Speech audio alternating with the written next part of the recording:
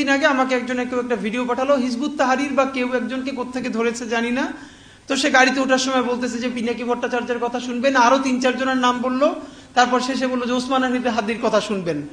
তারপর আমার 2-4 জনে বললো যে এটা নিয়ে রিয়েকশন দেওয়া দরকার। তো আমরা রিয়েকশন এই জন্য দেই নাই যে দুনিয়ার যে যেখানে বসে যে কোনো একটা কথা বলবে, এবং একটা রিয়েকশন মানে তো হলো আমার গায়ে মাখা।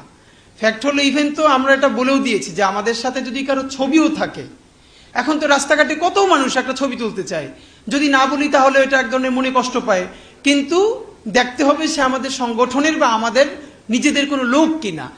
তো এবং আমরা সন্দেহ করেছি যে এটা যে কেউ না কেউ, এটা মানে এত সহজে আমরা ভাবিনি, আমরা প্রত্যাশা করছিলাম যে কি হচ্ছে এটা দেখার জন্য, যে এত ভালোবাসে, দুনিয়ায় কোনো খোঁজ নাই খবর নাই, আমাদের কথা জাতিরে শুনতে বলে।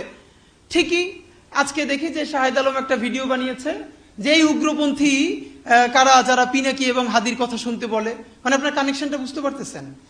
এই যে ন্যারেটিভ বিল্ডিং এর জায়গাটা, তো যখনই বলছে যে মানে ভাই আমি ব্যক্তিগতভাবে খুবই যে আমার কে কতটুকু ভালোবাসে এটার তো একটা স্টেজ আছে।